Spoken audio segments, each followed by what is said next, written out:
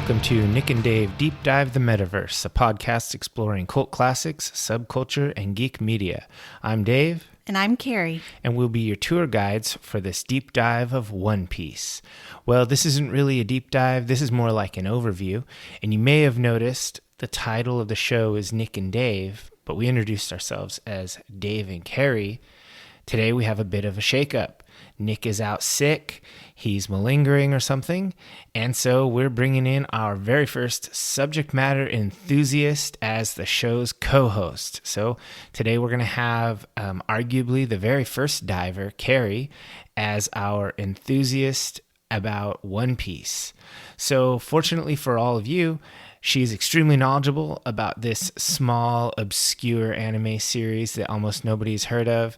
And she's going to be answering my questions, and she's going to hopefully turn some of you on to this series. So welcome to the show, Kerry. And what can you tell us? Can you give us an elevator pitch for someone that may have never heard of One Piece? They don't even know what I'm talking about. Sure thing. Well, One Piece is both a manga and an anime, and it's a long-running one, very long-running, almost 2 decades now. It is about a boy and his journey to try and become the king of all the pirates, the Pirate King. So he travels and collects a group of fellow pirates and is setting out to try and find the world's greatest treasure. If you are a person that likes pirates, likes really complicated, deep story arcs, likes great world building and character development, this could be the story for you. It is a very long manga as well, and it took me almost 3 years to get through all of the anime. So there's definitely a lot of content, so if you're out of things to binge watch, this is definitely something I'd recommend. All right. So yeah, binge watching this is impossible. There's over 1,000 episodes, right? And that's the anime. Yes. Not counting any of the myriad of movies and the thousands of issues of manga. And video games and shorts and everything. Yeah. So when I said small and obscure, I was being cheeky. This is the biggest anime of all time, right? It's not actually, No? but it is one of the top 10 largest animes of all time. Holy smokes. What's the biggest one? I'm not sure. I think it is, there's one that's been going for I think there's 7,000 episodes of it. Oh, man. It's one of those popular, only in Japan type shows that's more of a family one. So it's fairly niche. Yeah, sorry, divers, I don't remember the name off the top of my head. We do a lot of tangenting. Yeah, I mean, I've dipped my toe in One Piece. In that, I mean, I've watched about 150 episodes, but for One Piece, that's a start. Right, you basically were just getting out of the first arc, I think. Yeah, and that's insane to me. All right, so we're going to just keep things moving right along, and we're going to roll for initiative. So let's go ahead and roll the dice just for the sake of it, and you'll find Nick's D20 somewhere in front of you. Okay. But I think I'm going to win. What'd you get? I got a 10. Oh, I got a 6. So what's in the news?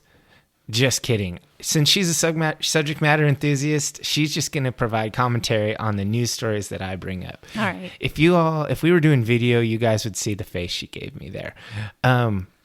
So here's the first one. Blade Runner RPG Kickstarter. I talked about this a little bit a couple months ago, but it has officially launched, and it almost immediately shot past its goal, as is expected. It's now over $1.4 million and it's only halfway through. So here's the question. Is it worth dropping 50 bones on this to get this book that's going to be fat because of all the stretch goals and all that stuff, even though I already own Altered Carbon and Cyberpunk Red and Shadowrun? The only thing I would pick it up for is maybe the setting information and, if they have any modules or, special equipment and that kind of thing. You can totally port it from any one of the number of Cyberpunk systems that are out there. Mm-hmm. But I think, if you want that extra setting material, it may be worth to pick up. Yeah, it seems cool to play like a replicant or something, I don't know. I'm into these movies, so it makes me think I should own this, but I think it would be a dust collector. Not sure. All right, here's one that you watched with me. Star Trek Strange New Worlds is out on Paramount. It's about Captain Pike, so this is kind of a prequel thing. It's in the past. What do you think? What did you think of it? Can we do spoilers? Yeah, this Okay. is not a spoiler-free podcast ever. And since there's only really one episode out, there might be two as of the dropping of this episode, but we're only going to comment on the first one. There's not much to spoil. Gotcha. Well, I mean, there was like basically almost a Spock sex scene in the first episode, and I found that really kind of weird and unusual. Yeah. Him and his, I guess, fiance at that point. Yeah. And, I guess they're adding a more modern take to some of the early Star Trek characters. And it's kind of jarring for someone that's been a fan of Star Trek for a really long time, because you're getting some re-envisioning of some of these, core characters that you're attached to. Yeah. And Spock and whatnot. I'm so on it right now. I think that I would continue to give it a chance, but the first episode did kind of give me a bit of pause, just because it was different than what we had seen previously, and shed new light on the characters. It seems like Paramount is really cashing in on this, them having the Star Trek IP, because there's this one, they made that kid show about it, not Upper Decks or Lower Decks, which is an adult cartoon, but they actually made like a kid cartoon about it, which is fine. And then there's the other ongoing series that's not Picard, that is the one where they ran into the alternate universe versions of themselves, where they're all like fascists and stuff. I kind of gave up on that series. It jumped the shark, in my opinion. I do like Picard, though. Yeah, Picard's the best of them. It's not really a Star Trek in that they're not exploring strange new worlds and seeking out new life, but it still, has that feel. And I really liked The Next Generation and all of those characters. So that's been really refreshing to see again. And I did like the Lower Decks show as well, that cartoon you mentioned. Yeah, it's always funny. Okay, so the last thing I've got, this is just real life news. This is not nerdy news, but it's kind of nerdy because it's all computer based. Bitcoin and the whole crypto market has crashed. Less than half of its previous value. Bitcoin, many of the other smaller coins are down to zero value. They're not even tradable anymore. Big companies, trading warehouses like Coinbase, have said that if they have to go bankrupt, all of the users' coins are gone. There's no FDIC for monopoly money, right? So what do you make of all this? I'm not really interested in Bitcoin, to be honest with you, or any of the other cyber currencies. I've always found them to be very risky and volatile. I don't think that I would ever want to invest any money in it personally, unless it was really low cost of entry. And I don't think Bitcoin's dropped to a super low amount yet. No, it's still like hovering around 30K, but it was at like 67 or something at its height. Right. So that's pretty insane. All right. So I figured I would bring that up just because, we do subculture stuff and the metaverse, and this is kind of this Bitcoin is been billed as the official currency of the internet, or the metaverse, if you will. So anyway, let's go ahead, and that's enough news. Let's go ahead and get to our podcast fuel. What do you have for us here today, Carrie? So I went with a sake for us today, since we are discussing a Japanese anime. This is Yoshinagawa. That's a company for divers that you probably don't know that.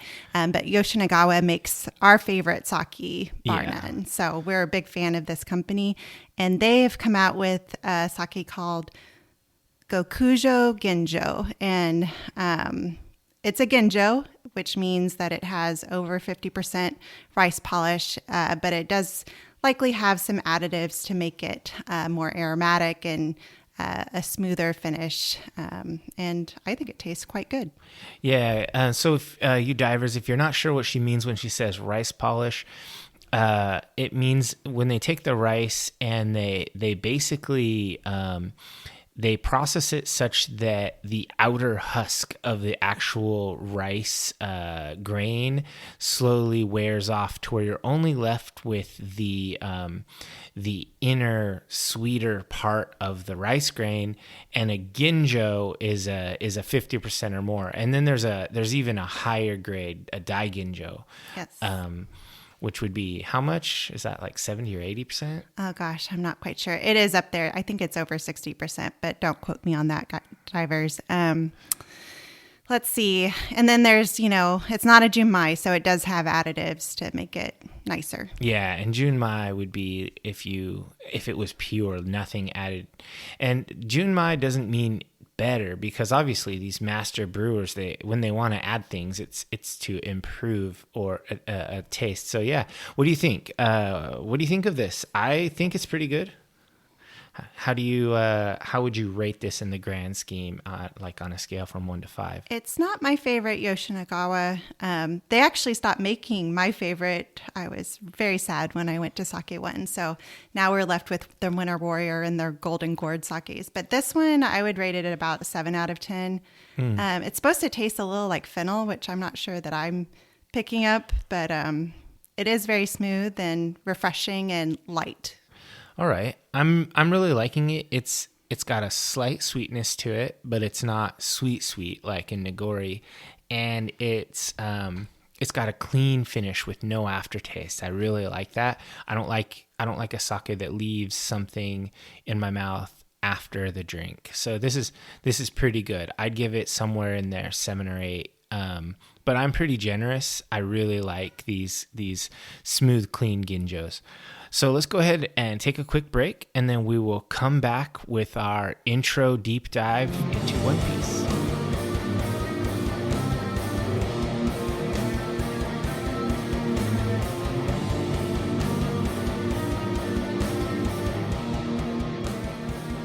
Welcome back, divers. Now let's go ahead and jump into the world of One Piece. Go ahead and tell us a little about this, Kerry. Sure.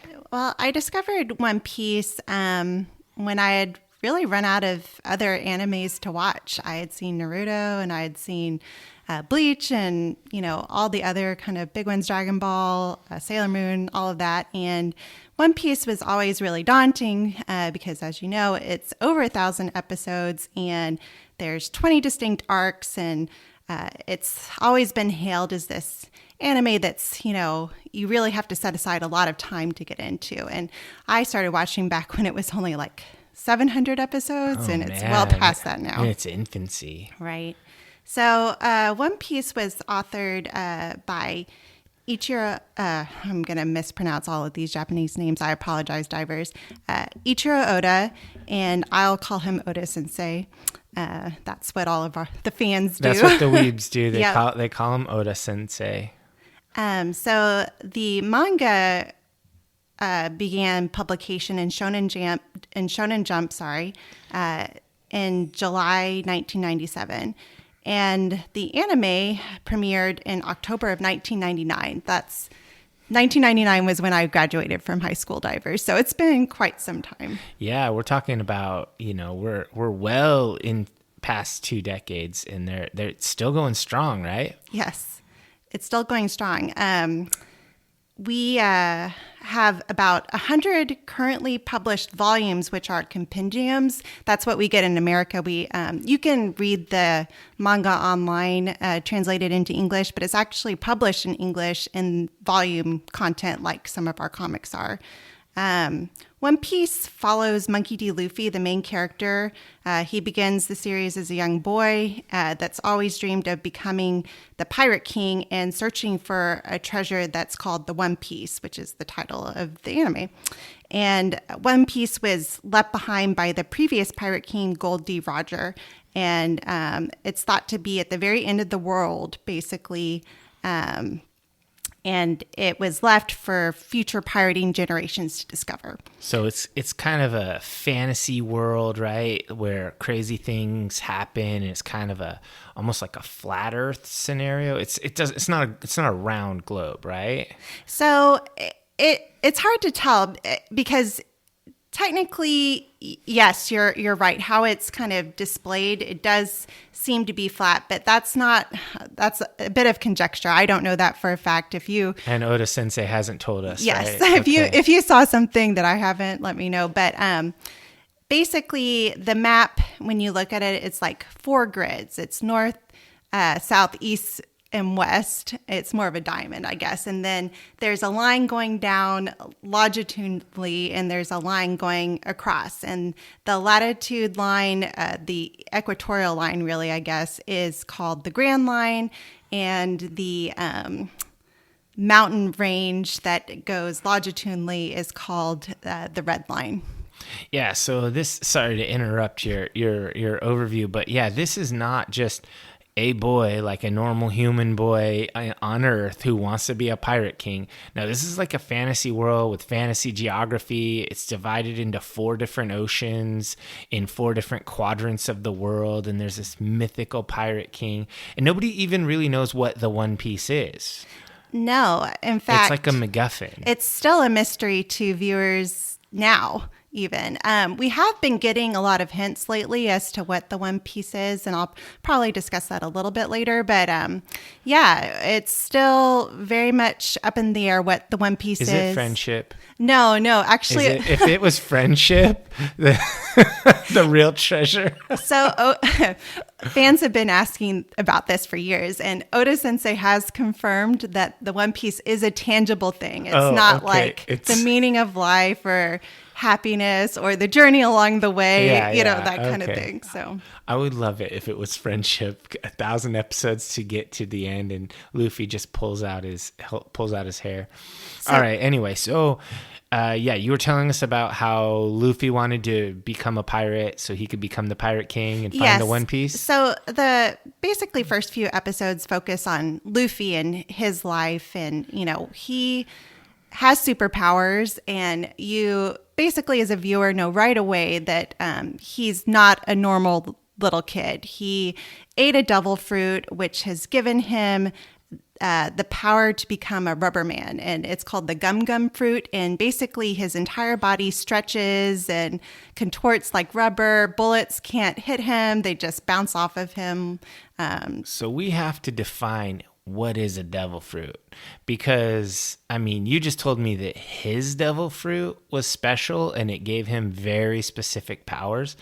What is a devil fruit, and how many are there? Like, do they all do different things? Are there duplicates of the same ones? Sure, those are great questions. So devil fruits are only one of the ways to get a superpower in the One Piece world, but it's probably the most interesting way, because devil fruit powers can run a full gambit of things. So they generally fall into 3 different types of fruits called Logia fruits, which are the rarest type, which kind of give you a power to control a certain type of element like fire or water or ice, or there's a guy that can control meteors, and that's still considered an element. There's the Zoan type fruits, which allow the users to turn into an animal or have animal or beast characteristics. And then there's the Paramecia fruits, which are the most common and can be pretty much anything, like Luffy's fruit turns him into a rubber person. The gum fruit. Yeah. Okay. All right. So he has it since he's a boy, right? Yeah. So he was actually friends with a pirate as a boy who ended up being one of the 4 emperors. And again, there's a lot of different titles in this world, and I'm going to try to explain them the best I can a little bit later. But he befriended a pirate that was already well established, and that pirate had gotten a devil fruit, and devil fruits are quite rare. I don't know if I mentioned that, but they're exceedingly rare. They're very hard to find, and people actually go on whole quests trying to find devil fruits. And devil fruits have a weird appearance. They don't look like normal fruits. They kind of look like what they are. So if you were looking at a fire type devil fruit, it would look kind of like flames. So, this sounds like this would be a dope RPG where you could be like trying to find devil fruits and doing all sorts of stuff. I'm sure if you looked at Reddit that you could find a system and port it some over. homebrew. Yeah. All right. I won't interrupt you with my musings on RPGs. No, it's fine. So Luffy saw this fruit that Shanks the pirate had in his possession and just picks up and like shoves it in his mouth while Shanks's head is turned. And so he's just like a random fruit thief. Yeah, he was hungry. He was like 5, I think, and just like ate it. And they couldn't be mad at the kid because he was just being a kid. And these pirates were good-natured. Not all pirates are good-natured, of course. But they thought it was a big laugh and told him, Shanks told Luffy actually to come find him when he decided to become a pirate. You know, he basically put that thought in his head initially. And he gave him his hat, right? Yep, that's right. That's the straw hat, which is why Luffy's pirates are called the Straw Hat Pirates, is because he wears Shanks' straw hat.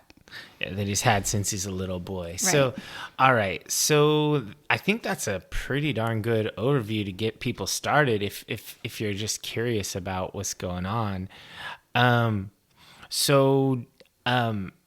You mentioned you've talked about what is the One Piece. What is One Piece? Did you have more on that? Yeah, actually, so the One Piece is the treasure that was supposedly left behind the former pirate king Goldie Roger. And he has the same middle initial as Monkey. Yeah, D. Luffy, right? Yeah. So a lot of the characters in this show have D as an initial in the middle. Their middle initial, so their middle name is D's. But this has something to do with the Will of D, which is a whole other topic. And it actually ties in a little bit to the One Piece because the One Piece, there are these large stone tablets called poneglyphs and a lot of other just mythology related to this period of time called the Void Century. All of these different components actually are, I guess, vestiges of the Void Century, which is a missing century of history in this world. And part of the journey ends up being about how clearly the world government is removing this part of history from the citizens, and they're not allowed to talk about it. No one knows what happened during that century. And the One Piece, many people think, has something to do with this Void Century and maybe the lost history of what happened and why the world government looks the way it is today. And, you know, they may have silenced previous persons like the people with D in the initial. That's thought to be a family initial. So these people could be related to that as well. All right. So, why are people into this? I mean, I understand people like a lot of things, but this seems ridiculously complex. It is ridiculously complex. And divers, you can probably tell that I'm trying desperately to summarize some of this stuff. But the fact of the matter is that it's just extremely complicated. And if you are really into a complex world, Oda Sensei has really built that in One Piece. He has Bibles of all of the different islands. This is a water world, so everyone lives on an island pretty much. The different peoples, the different characters, how things are tied together, the whole history of the world. Everything is internally consistent, which is a miracle in shows nowadays. It's just, there are things that were seeded in the first arc that are coming into play now in the 20th arc. And I think... How long is an arc, generally speaking? 100 to 200 episodes-ish. Okay. All right. I guess, chapters-ish. I would say it's about 100 episodes. Okay. Yeah. Interesting. So, I mean, this guy Luffy, I'm going to tell the divers where I kind of got on and left off. He's kind of a funny-ish, loudmouth, kind of precocious guy who fights. He's a pirate, but it seems like it takes him, I don't know, 100 episodes where it's all of him gathering his crew, traveling from place to place, and it's uncovering all sorts of world details and information, but it's all about him gathering up his friends and getting a crew and becoming becoming a pirate and all of that. And so they spend episode after episode deep diving a character, just one character, where the other ones are just sort of like background or participants. They do side plots galore, just exploring the specific characters, which I think is interesting, if a little indulgent in the storytelling. Well, I think that everyone's background in this show is very important, and it comes into play much later in the series. I think we got through only 6 of the members of the Straw Hat crew while you were watching. I think Chopper was the last Straw Hat. No, I think we got to the shark guy. The shark guy? Yeah, the fish dude. Yeah, I don't even remember. It's been a long time. No, there were a lot of dudes. So there is a fisherman pirate that joins the crew, but he's the last joiner. So that couldn't have been right. Right. All right. So did you have any other points for the under the topic of why do people like One Piece? Oh, sorry. So I think people like it just because it's relatable. So the Straw Hat crew, there's literally, I think, someone that you can relate to out of each one of those characters. I think so. And we're going to go through the characters later, right? Absolutely. We're going to deep dive this, guys. Not really. It's impossible. But each member of the crew is unique, and not all of them are overpowered. You could say Luffy is overpowered physically, but I think the cats are here, divers, if you were wondering.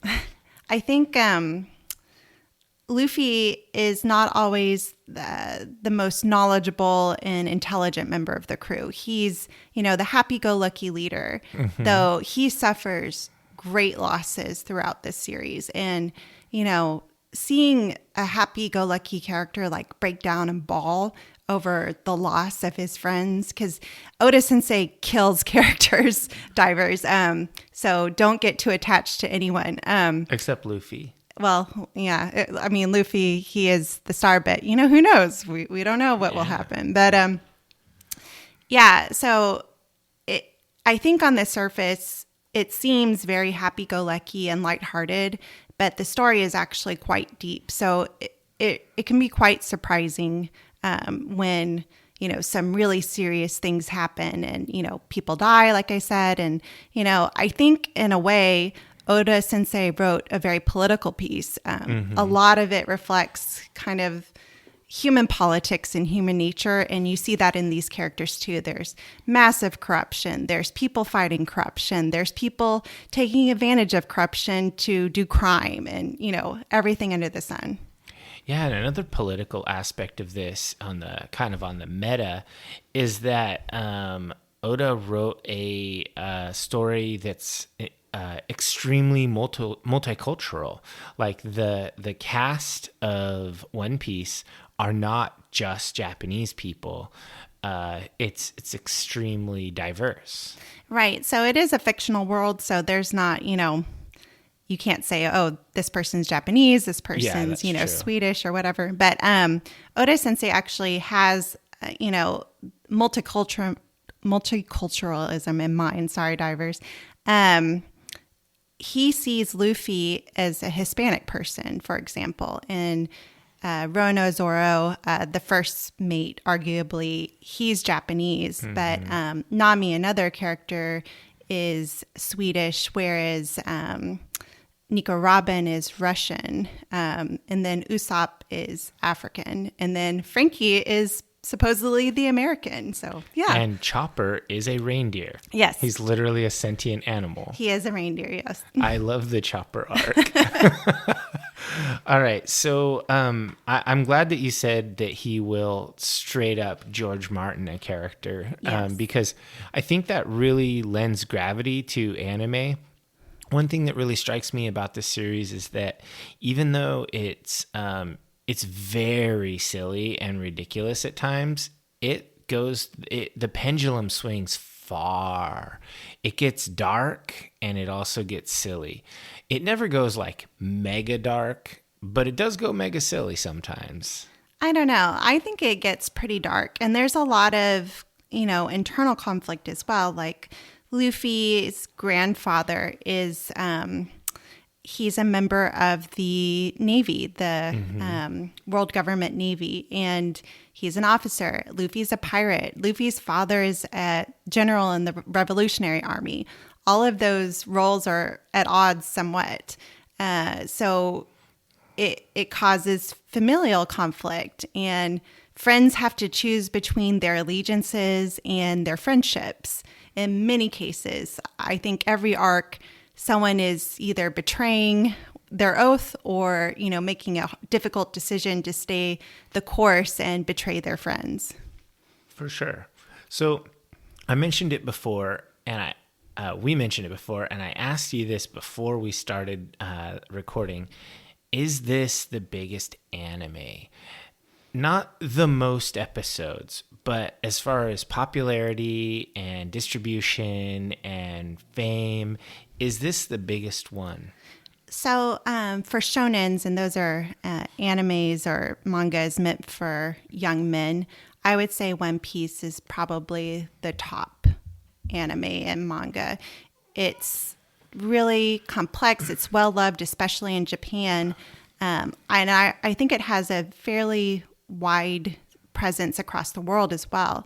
The United States, however, doesn't consider One Piece a top anime or manga. It seems like things like Dragon Ball and what's that one about the nerdy ninja kids?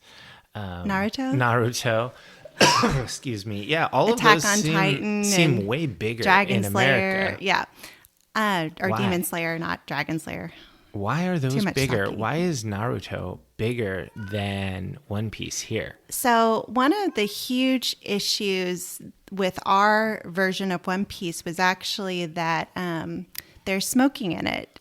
And they had to edit that out of the original version, and they made it more kid-friendly than it was intended to be for the English dubbing. And then they edited out all of the smoking with lollipops and candy and stuff. Oh, so it just kind of came off as a little weak or something. I don't know. I don't like smoking, but having all these adult characters with lollipops seems pretty weird. Yeah, they made it more into a kids show than an adult show. And not that it's meant for adults, it's meant for young adults really, but it made it more kid-friendly, and I think that took away from the message that Oda Sensei is trying to craft in, this work. It's really has, a lot of adult themes to it. And, we didn't interpret that when we did our American English version. And when you say that, you're talking about the 4Kids version versus the Funimation version? Right. So we do now have some better versions, but this, as you mentioned, has been out for so long that a lot of people at this point, find it very daunting to try to pick up and watch. Mm-hmm. So we kind of initially didn't do a very good job at, dubbing and bringing this property over to the English American version. And then when we, worked, when we had Crunchyroll and Funimation accessible to us, it was already so large that a lot of people just didn't take it up to begin with. Yeah. So were any of the One Piece video games any good? Did you play them? I've played some of the fighting games. They're not, obviously the fighting games don't have story. I've heard the RPG style games are good, but I haven't played any of them personally. All right, we'll have to get on that, give it a shot. So we're gonna jump. We talked about the meta plot. The big picture is to find the One Piece and be the Pirate King, etc. And we're gonna get back to plot in a little bit, where we're gonna just do a brief overview of the major arcs.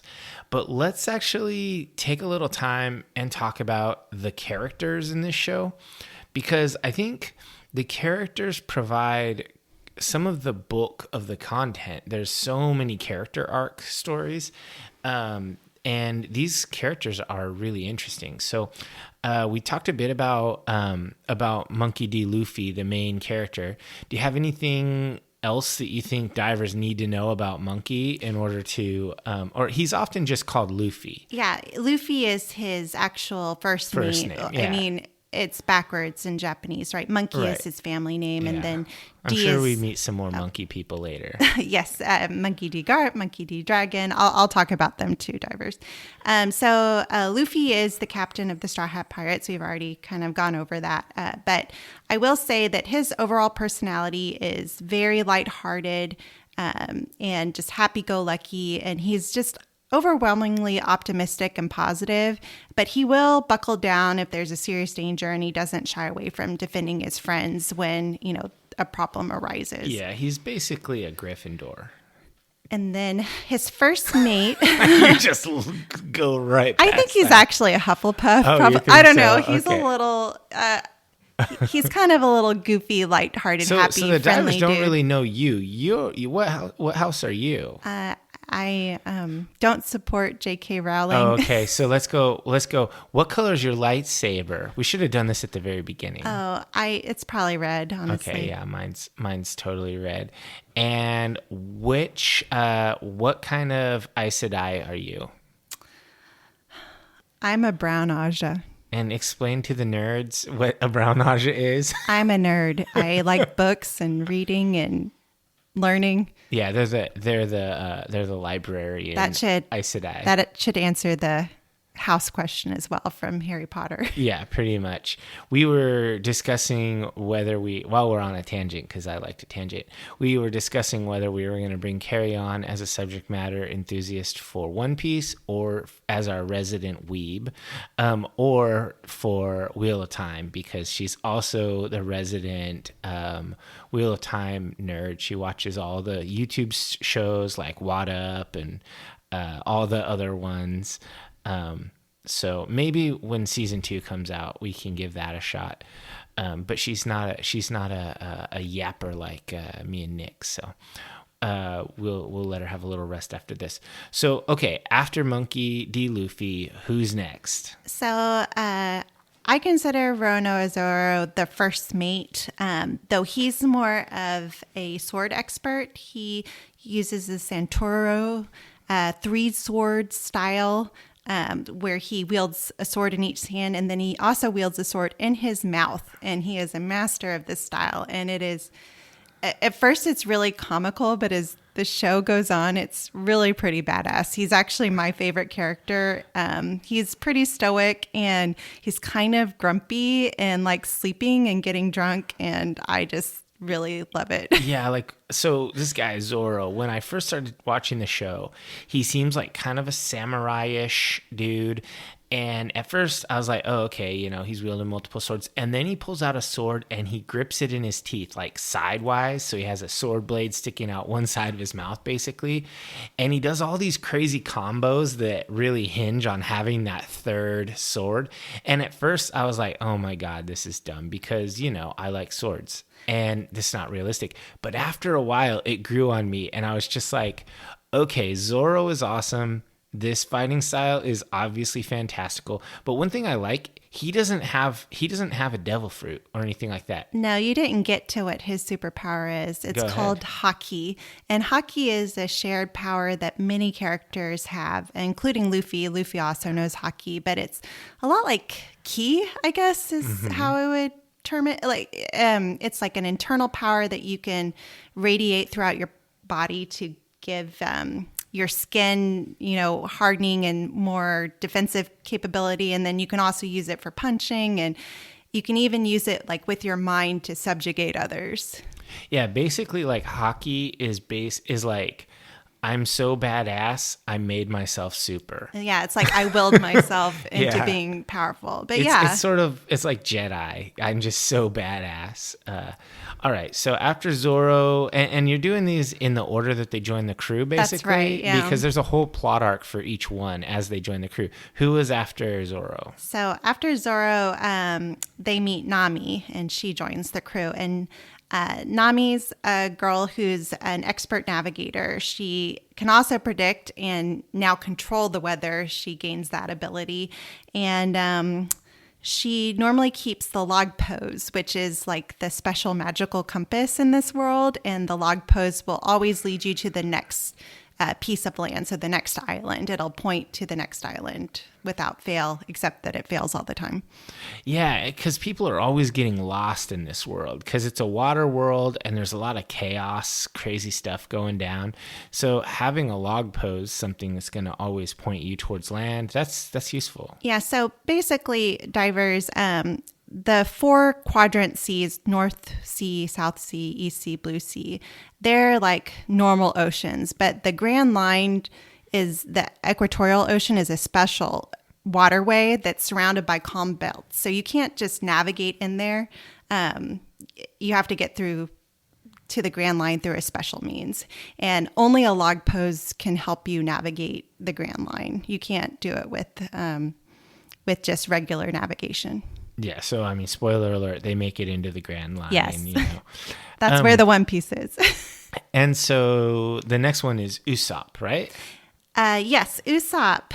So Usopp is a character that I would say suffers from lack of self-confidence. He always is underestimating his abilities and thinks that he is the most worthless member of the Straw Hat Pirates. He just is really down on himself and, struggles with his, own worth. He actually is a legacy pirate. His father was a pirate, and he is known for being a sharpshooter, and he uses kind of a slingshot staff as his weapon.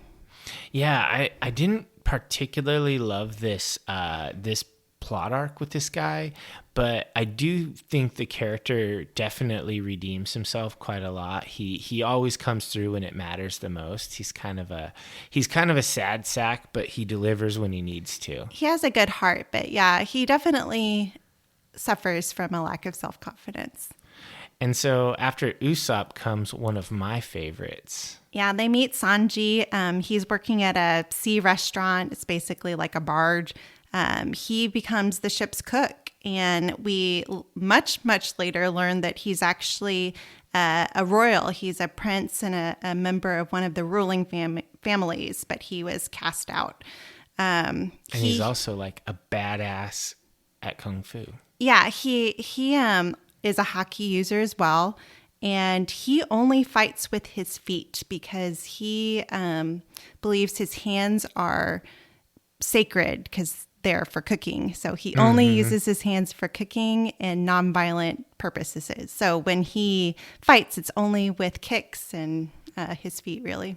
Yeah, and his story where he you learn about how he learned to be a cook from his essentially chef sensei. That's a sad story. And It's really good. And then you figure out how he was on the island to begin with because his parents basically kicked him out. Yeah. It's crazy. And so what about after that guy joins the crew? So the next member of the Straw Hat crew is Tony Chopper. And Chopper, like you said earlier, is a reindeer who ate a devil fruit called the human fruit, which basically allows him to be kind of a combination of both a reindeer and a human. So he can walk around on 2 legs. And usually he's kind of a tiny chibi character, but he can turn into a reindeer or and a like monster. A big burly version. Right. So he has a lot of different transformative powers. So he can be anything from a monster to a reindeer to a human or all of them. And he is trained as a doctor, and he's also a bit of a scientist. He makes items called rumble balls that give him additional powers as well. He's very much a coward. He does not like to fight, but once he, gets convinced to fight, he's actually really powerful. Yeah, and I like how Chopper's kind of a token. He's like a really smart character. I like how they have, fairly intelligent people in here as complex and interesting characters. They're not just dingus like Luffy. Yeah, I think he's one of the smartest characters on the crew. So after that, they meet up with Nico Robin. Yes, Robin actually encountered the Straw Hats first as an enemy. I think you saw the Alabasta arc. Yeah. So she worked for basically one of the warlords of the sea, which are Navy-sponsored pirates. So there's warlords and there's emperors. Right. And there's admirals. Right. So a warlord is a Navy-sanctioned pirate, so they work for the government. And they're really powerful. Right, but they still do pirate stuff. So this one happened to take over an island and is basically ruling it instead of the ruling family because he was badass. And Nico worked for him, and she eventually left them and traveled with them a ways. And then it was discovered that the government is actually looking for her to arrest her and possibly execute her because she is the last person in this world that can read poneglyphs, which were those tablets I mentioned earlier that unlock the secrets that the government has tried to hide about this void century. Okay, so and does she do hockey or is she a devil fruiter? She is a devil fruit user. She ate the flower fruit, and so do they all have a name like yes, that? They do. Yes, they do. Okay. So the flower fruit allows her to bloom limbs out of her body, so she can make multiple arms, multiple hands, and it's really creative. She can make a whole net with all of her limbs, and can she fly or make herself into a parachute? Yes, she can. Yep. So yeah, any of these fruit powers, they get really gonzo with it. It's way more creative than you can possibly imagine. It's ridiculous. Yeah, like Luffy's gum fruit, it's insane what he does. He'll blow himself up like a balloon and fly away or bounce or whatever. It's just all sorts of things.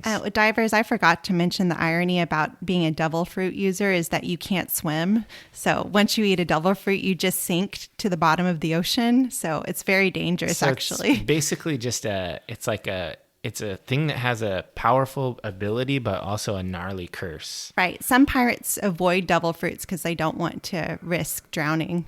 So is devil fruit user, is that more powerful than hockey, or ideally you want to be both? Both is great, but it really depends. So just because you've eaten a devil fruit or trained your hockey doesn't mean you're extremely good at it. So there are different levels to devil fruit use. You can unlock different levels of powers that your devil fruit has, and not everyone is able to do that. Okay. I mean, that makes sense. You start off, Sure. You're new to it. You're not super awesome with your powers. All right. So after Nico Robin, you meet Frankie, right? Yes. So Frankie is actually a shipwright. They meet him at the Water 7 Island in the Grand Line, and he actually constructs the second Straw Hat cruise ship called the Thousand Sunny. The original ship is called the Going Merry, and unfortunately it does not make it. It crashes and becomes unrepairable, and they have to send it off in a sea burial, basically. Yeah, rip Going Merry. It's actually really sad because, everyone's really attached to that ship at that point. And we later learn in part of the series that ships actually develop almost a life force.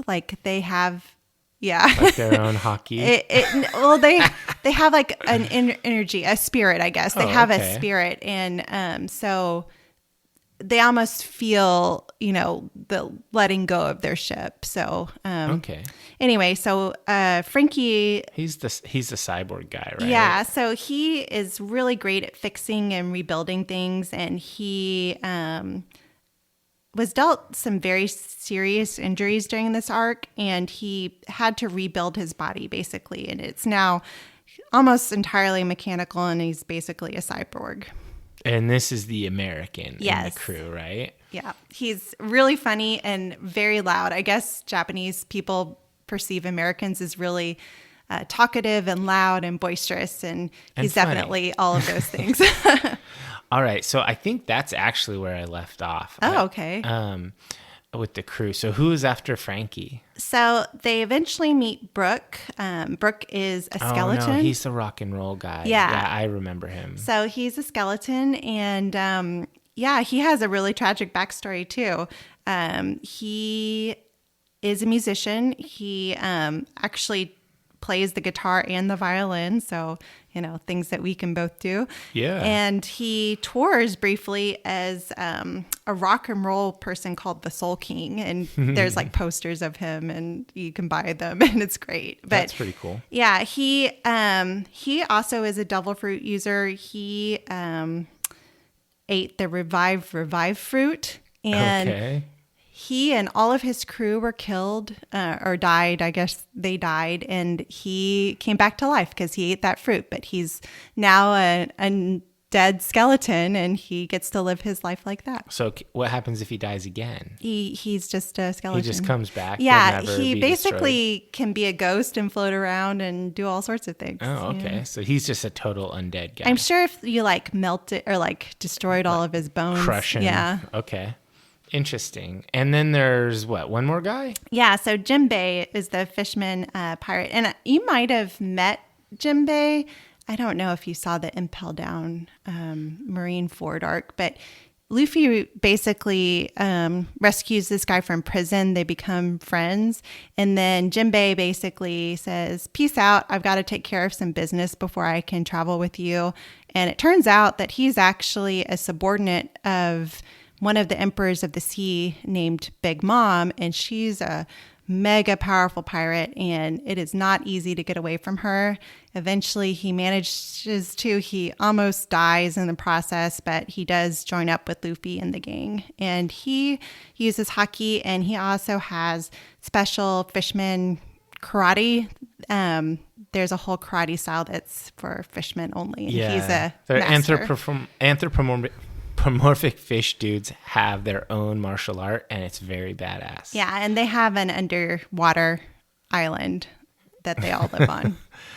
And so that's pretty much all the crew, right? Right. I mean, and each one of these characters has their own deep backstory. There's no NPCs on this crew, right? Basically, and a lot of them are multi-part backstories. All of these characters are main characters, and like Sanji has a couple of arcs. Yeah, and I would say that there are arcs fully that exclude some of the characters. Like, there's an arc where they get separated, and you're only seeing half of the crew, and then there's a whole arc with the other half of the crew and what they've done. And yeah, you get really attached to all of the characters because they all are very unique and essential members of the crew. But this is definitely a property that suffers from just a bazillion characters. There's like a million bazillion. Well, it's like Wheel of Time. It's worse. But you like that stuff. I do. It makes the world feel really, alive to me. And I mentioned some other characters briefly, like Monkey D. Garp is a vice admiral in the Navy who works for the world government. And how's he related to Luffy? He's Luffy's grandfather. Okay. He raises Luffy instead of his father, Monkey D. Dragon, because he basically left Monkey D. Garp and went and became the head of the Revolutionary Army, which is the army that's fighting against the world government's tyranny. If you haven't already figured it out, the world government is not really good at all, and they're very corrupt, and they're hiding things from the people for their own gain, and they basically, are untouchable by normal people. So that's kind of the relationship there. Yeah, I mean, it's not too far off. And then Luffy has two sworn brothers. They're not his biological brothers, but he grew up with them. Portuguese D. Ace is actually Gold D. Rogers' son. But I'm sure we don't learn that until like a million much later, yeah. But he grew up. But actually, I'm the Pirate King's son. Right. He's older than Luffy. Luffy's like the baby brother that tags along, and Ace was always the really cool guy brother. And then there's also Sabo, who is from a noble family and gives it up because he realizes that his parents are being terrible to the citizens and treating them poorly. And he actually goes off and joins the Revolutionary Army. We actually think he's dead for quite some time because he looks like he got murdered and he comes back. So that was, it's an anime with Yeah. a revive fruit. Well, I'm sure they can figure out a way that not everyone comes back, but he did. But Okay. so he's now with Luffy's dad and doing Revolutionary Army stuff. And he, I won't get into it. There's a whole tragic occurrence with all of them. And yeah, it's heavy stuff. All right. So you've mentioned the admirals, the warlords, and the world government, and the emperors. Right. Are there any other major groups? Those are the really big ones. And there's the nobles, right? So but they're not major like the Navy that. works for the world government, and the Okay. nobles are the world government. All So right. the rulership. So of the world. Navy and the warlords work for the government, right? And then the emperors are just big gnarly pirates who Yeah. are their own thing. The emperors are the 4 scariest, meanest, greatest pirates out there. One And for each sea, right? no, actually, they live in the Grand Line, but the second half of the Grand Line, which has its own name, it's called the New World, and they rule over that sea. It's the deadliest, craziest sea that, just being there, you can die. But they are really powerful. And Who are the 4 emperors? so Because I'm way more interested in pirates than in government dudes. Gotcha. Okay. Well, Shanks, who I discussed at the very beginning of this whole talk, is one of them. Straw Hat and Devil Fruit donor. Yes, he donated Luffy's devil fruit and gave him the straw hat. He also Does he have his own Devil Fruit? Or was he going to eat the gum gum? he did not. He does not have a devil fruit yet because he actually swam and saved Luffy from a giant fish. Okay. Gotcha. So he is a hockey user, and he is really nice. He actually secretly helps Luffy from time to time, but he doesn't let Luffy know about it because he wants Luffy to get powerful on his own merit and meet him, and basically travel together and accomplish things. What would happen if a Devil Fruit user ate a second Devil Fruit? You can't.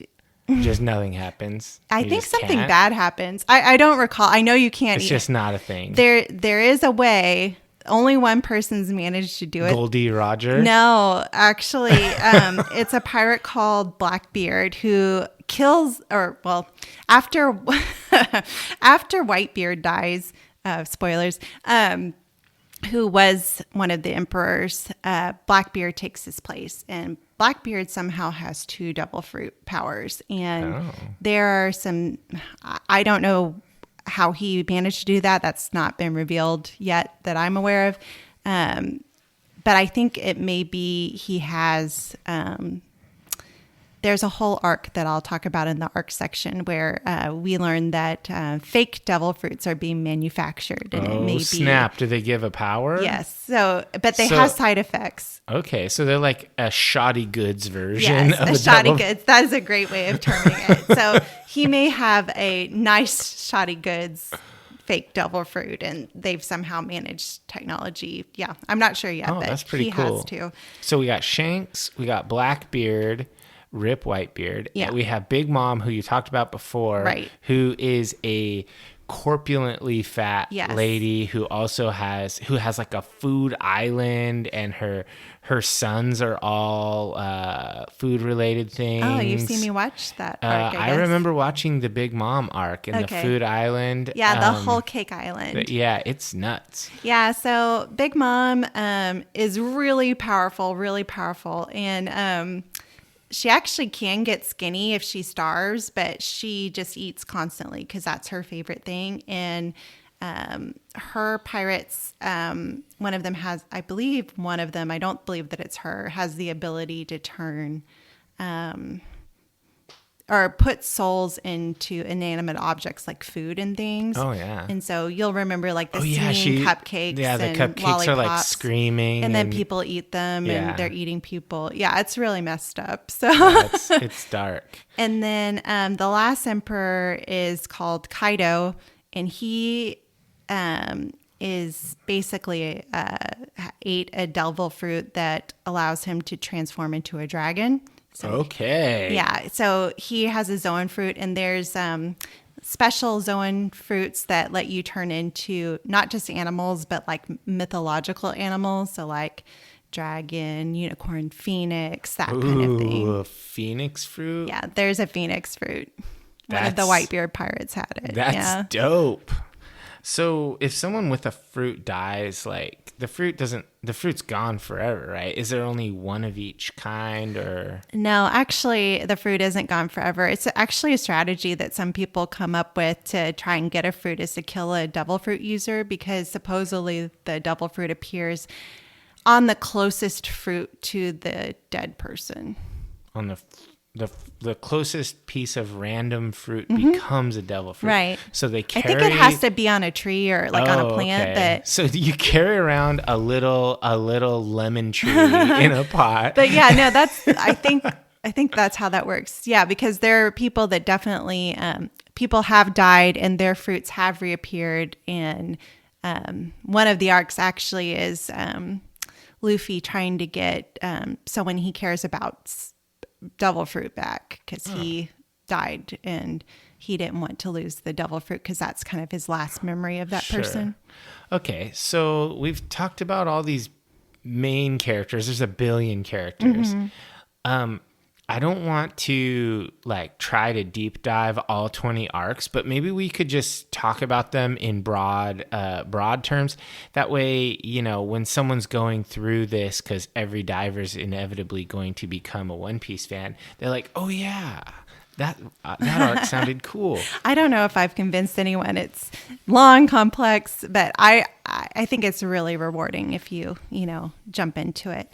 So it's a never-ending binge, right? Oh, yeah. You never have that disappointment at the end of something that you wish there was more. No, I mean, literally, it's still going, and yeah. All right. So let's kind of speed through these. Sure. So the show and manga start out in East Blue, which is one of the seas, and it's like a tame, regular, right. So sea. it's a calm sea where many people live, and a lot of people, their identities are, where they were born, and it's always in one of the, East Blue, West Blue type seas usually, because that's where the majority of the people live. And do people ever travel from one to the other? It's extremely rare, because they would have to use the Grand Line to do that. So basically, if you're a regular person, if you're born in East Blue, you live your whole life in East Blue and then you die. That's right. And the same with the normal people that are born in the Grand Line. They live there because they can't really navigate through that to get somewhere else. Okay. And so Luffy, Zoro, Nami, and Sanji are all from East Blue? Yes. So they all get... Well, Sanji is a special case, but that's where Luffy meets him. Luffy meets all of them. And then they basically cross over to the Grand Line, which they go up a giant waterfall over the Red Line, which is that big mountain range I briefly talked about. Yeah, they sail up a waterfall into a mountain range. Yes, and Nami has to expertly navigate them through this crazy waterfall. They go through this basically harrowing tunnel and get dumped into the Grand Line on the other side. Yeah. And there's like a whale. And yeah. It's crazy. And the whale is another fun character. It's a whole side plot. Yeah, the whale is still alive too. Anyway, the whale follows... you hear more about the whale later. It has its own backstory. Of course it does. Divers, you have no idea what I'm talking about. Oda There's a Sensei. special pet whale. Anyway, they meet one of Goldie Rogers' crew there at the Red Line when they cross over, and they learn a little bit about what to expect going forward. And that character actually comes back as well and trains Luffy much later, but he's a really powerful dude.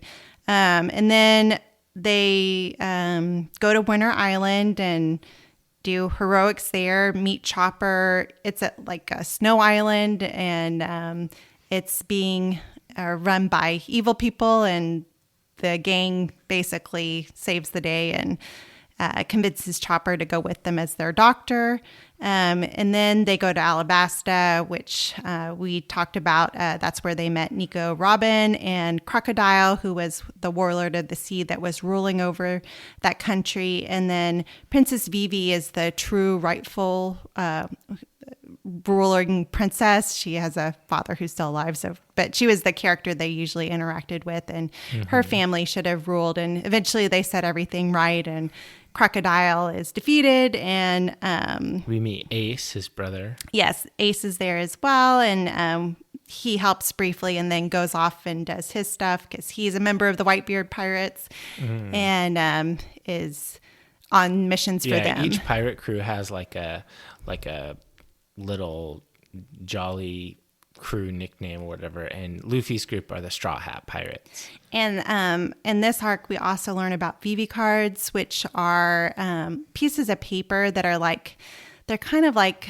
both an ID card, but they're also, if you tear off a little piece of it and give it to someone, it's like a magnet, like you'll be pointed towards wherever that person is. So if you need to find them, their card will basically move in the direction towards that person. All right.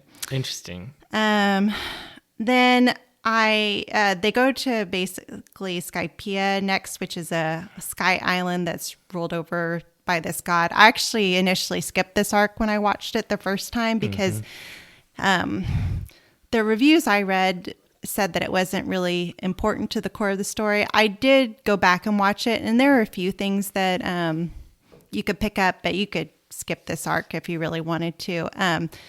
Divers, there are websites that kind of walk you through what episodes to watch and what episodes are filler as well. And I would recommend if you... Oh, yeah. There are some episodes that is all one fight. It's a fight that began in the previous episode and finishes in the next episode. Well, those aren't filler, though. That's just how animes were back then. You can skip a whole episode and it doesn't affect anything because it's a fighting episode. Well, I don't know. Some of the fights are cool. Some of them are cool, but if you're into fighting, if you're trying to follow the plot. Yeah, that's true. But there's also filler episodes. So sometimes the anime had to pause. Sometimes Oda wasn't writing. So, and they are, basically summarizing multiple chapters each episode. So they got to the end basically sometimes and had to create new stuff, and we call that filler. And so it points out all the filler episodes. So if you want to skip all non-canon episodes, you can do that as well. And there are a lot of them, but it's not going to significantly reduce the amount of episodes you're going to have to watch. It's not even 10%. So anyways, the next big arc is Water 7, which is the island that Frankie was on. Basically, Robin leaves at this point because she realizes that the government is chasing her, and it gets to be kind of this thing where Usopp leaves as well, and he goes off on his own and becomes a hero called the Soja King, and basically becomes really famous that way and has a wanted poster of that guy instead of a wanted poster in his Usopp pirate persona. So eventually they solve kind of the issues going on Water 7. They take Frankie with them after, healing him up a little bit. And then they go to Enos Lobby to try and rescue Nico Robin, who's been arrested. And Usopp joins them to help try and free her. And then they try to escape from their captors and eventually do. Then there's the Thriller Bark arc, which I like to call the Adventurous Goth arc. We meet the warlord Gecko Moria, who is kind of a ghoulish sort of dude. There's vampires and ghouls and... See, I didn't see this. I think I would have liked it. Undead, and he has a goth lady that hangs out, and there's this really cool kind of vampire warlord that we meet early on that's a super dope swords master. He visits sometimes because he's kind of a vampire-ish dude. See, the guy that wears that big crucifix. Yeah. And who's super kicks Luffy's ass like in a big way. Yeah. Okay, yeah, I remember that guy. So basically, if you're a fan of like vampires and goth elements, this arc is all of that. And it's basically just a self-contained adventure. We learn a little bit about Wano, which is a country much further down the Grand Line during this time, because Zoro acquires a really special, cool sword from this ghost. But yeah, it's mostly just kind of a self-contained vampire goth darkness arc. That's cool. Then after the Straw Hat Pirates leave there, they actually go to Impel Down because Luffy finds out... I should back up. So when they leave, they go to another island. They encounter a very powerful warlord named Kuma. Kuma punts, like can kick so hard that he kicks Luffy to a different island where he meets Boa Hancock, who is Luffy's love interest, I guess, but it's like totally one-sided. She's in love with him. She's a powerful warlord pirate, and she lives on an island of all women, and all of her pirates are women. Then after that, he learns his brother Ace has been captured by the world government and is being held captive in prison. And so he goes to try to rescue them. And then he successfully breaks out of Impel Down with Jinbei and Ace and some other people. I think we didn't even talk about Becky the pirate, the clown pirate.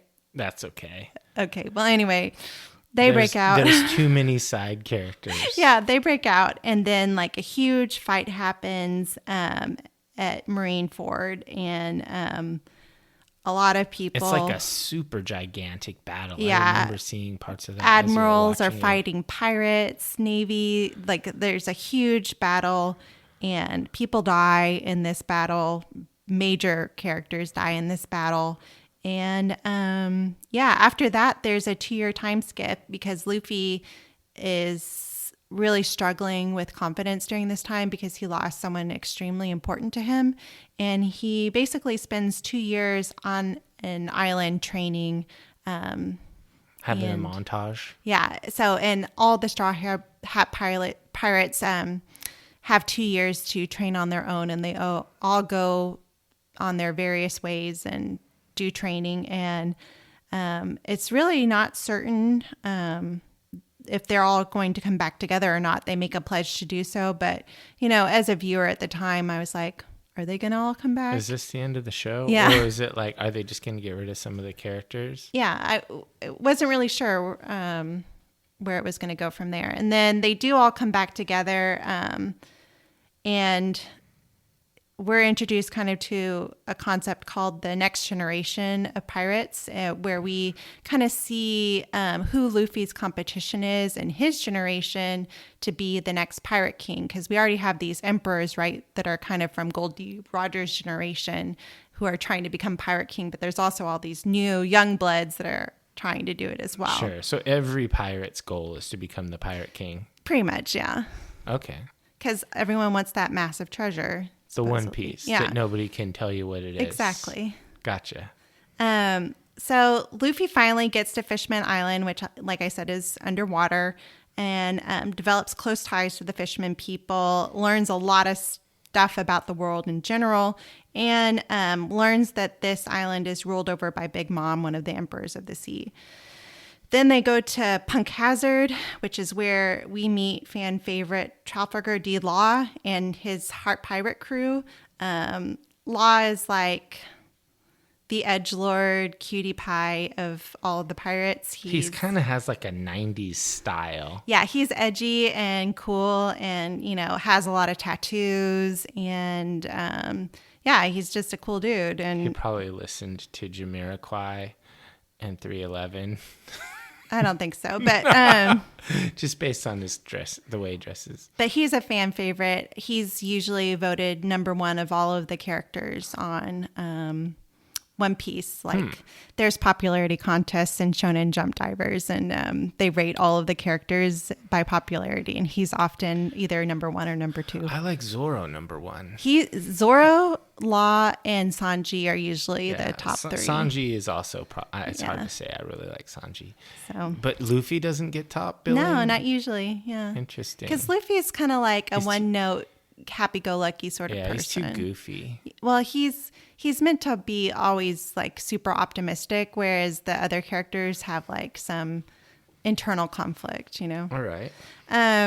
So that's kind of where Law and Luffy kind of meet up and form a truce, because pirates usually don't get along with each other, but they've decided to work together because they have discovered that on this island is where those fake devil fruits are being made. Nice. And they determined that it's this dude called Doflamingo that is responsible for this, and there are like children being tested on, and like it's really dark. I mean, Luffy had one when he was 5. Well, yeah, but like these aren't these regular are devil fruits. These are gonna... defective, and they have kids eat them and see if they live or develop side effects and that kind of thing. So it's pretty dark. And then, so that obviously pisses them off. And so they go to Dressrosa, which is the next arc, which is where Doflamingo is kind of the ruler now of, kind of similar to Crocodile. He's shoved over the actual ruling family and is ruling it as a warlord instead. And, it's, the people are kind of being oppressed a lot. And then just kind of. Yeah. And, Sorry, divers, we got a cat in distress. Come here, kitty. Okay, that was enough to get her to stop. So a member of Doflamingo's warlord pirate crew is actually someone that can turn people into like toys. And so once a person has been turned into a toy, their family forgets who they are, but the toy remembers everything about who they are and their family. But they can't convince, if I turned into a toy, I couldn't convince you, my husband, that I'm actually your husband. And, these are actually my cats. I'm just this fun, toy person that's meant to bring joy. And so it's really dark because there's this whole segment of the population that looks like they're fun, happy-go-lucky toys, but they're really very sad, depressed people who have been turned to toys, and they realize that their only joy is getting to even spend time with their families because they don't recognize them as people anymore. It sounds like darkness. Yeah, it's pretty dark. And eventually Luffy does defeat Doflamingo, and I would say that this is one of the longest arcs, and it is very difficult to do. And we learned that Doflamingo is actually one of Kaido's subordinates secretly. Ooh, so he's the dragon guy. Yeah, so he's double-crossed the world government and is actually working with one of the emperors. Oh, man. And so then they go to Whole Cake Island because that's where Big Mom is? No, so they go to Zhao next. Oh, man. So it's basically like a series of island hopping. Yeah, but Zhao is actually a giant elephant. It's not an island. But anyway, that's where the mink tribe lives. And one of the poneglyphs turns out to be there. So it's good that they went there. And Nami can read those? No, Nico Robin is the Robin, one. Gotcha. See, it's confusing. So we learn at Zhao that the mink tribe is allied with Wano, which is a country that's being overrun by Kaido and the Beast Pirates. And so that's kind of the tie-in there. So some of the mink tribe, who are beast people themselves, decide to go with Luffy to try to take care of Kaido. But before that happens, Sanji actually gets abducted by his real family, the Vinsmokes, who are a ruling house that has a mobile fortress island and is like military tech family, basically. Yeah, they're pretty badass. I remember this arc because I really like Sanji. You were watching it and I wasn't paying attention, but I started paying attention more with this one. Right. Yeah, pretty cool when they're trying to go and get Sanji back. Yeah, so Sanji gets basically sold to Big Mom's family as someone that has an arranged marriage. They're selling him off as like marriage fodder because he's not really a member of the family, but they've made some sort of agreement with the Big Mom pirates to where if they marry in, they have an alliance. And so they're basically abducting Sanji to discard him for this purpose. And so that's how Sanji gets to Whole Cake Island and why Luffy goes there to begin with. And honestly, it doesn't go real well for the Straw Hat Gang. I remember the Whole Cake Island arc was so long. Yeah.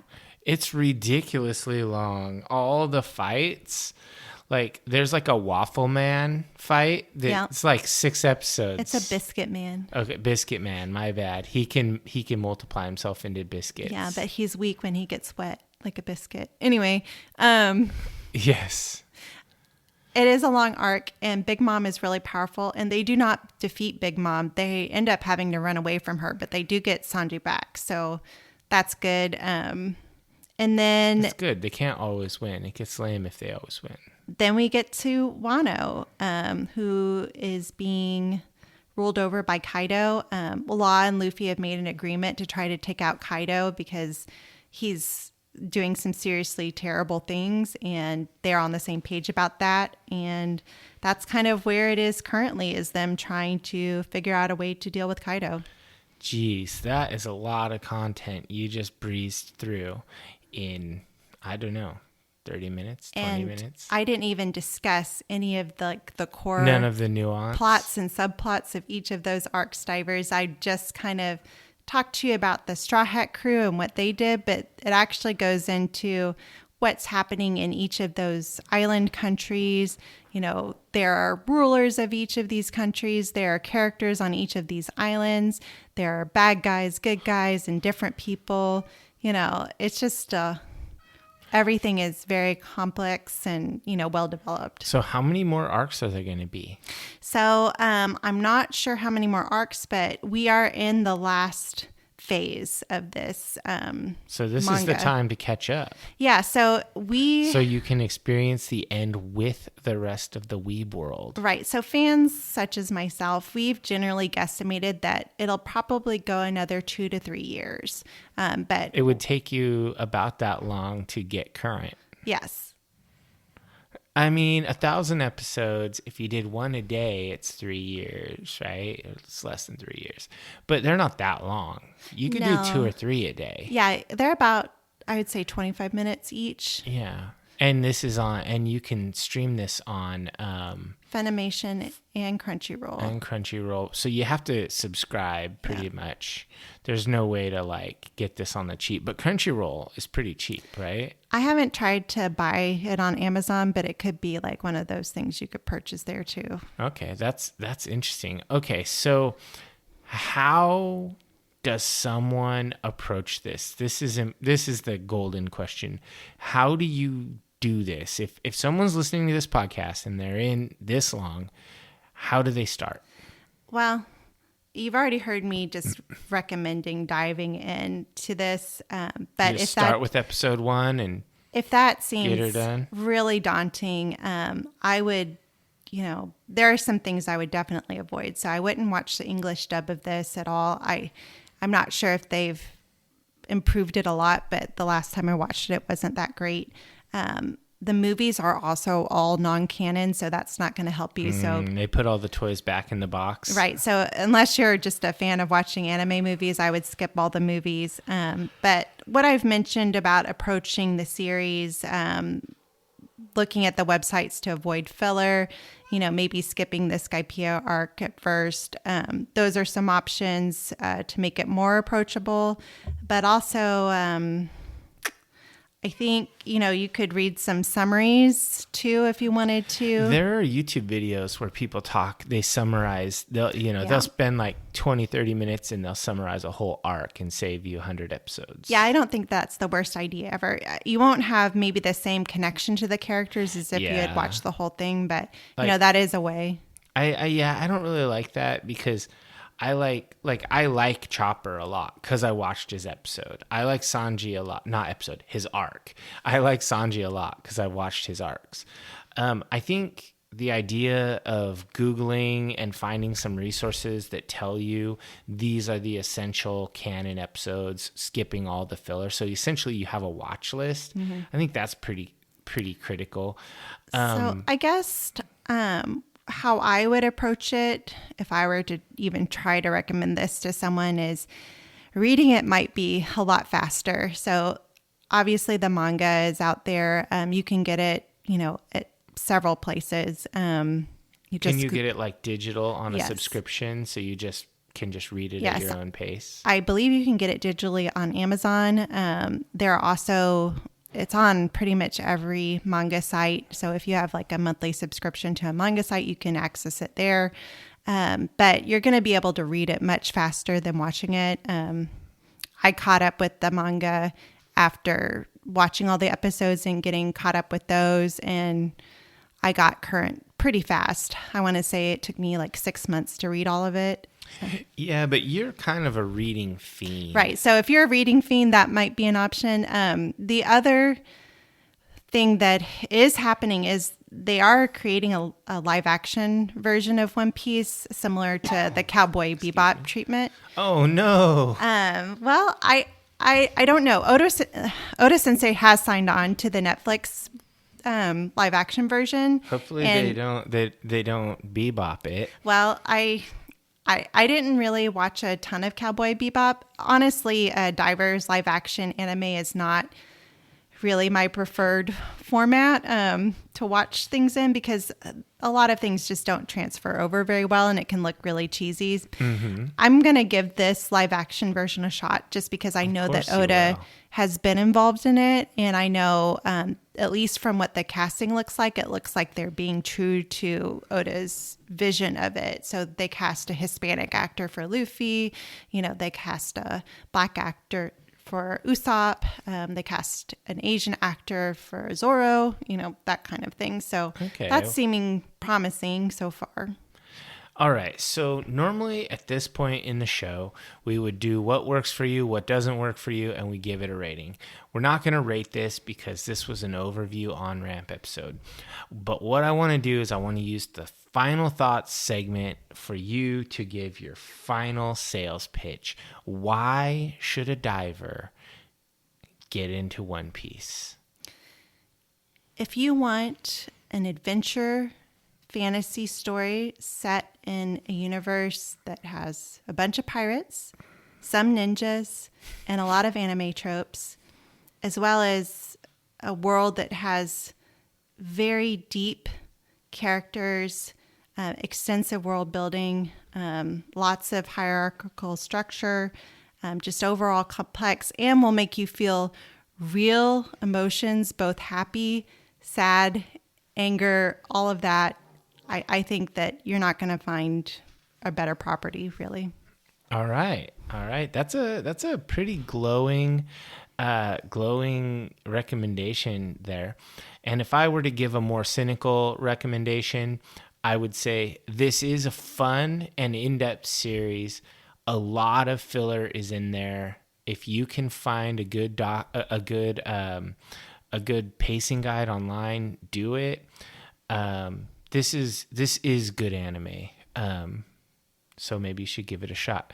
We're going to go ahead and take a break, and then we're going to come back with our closing segment.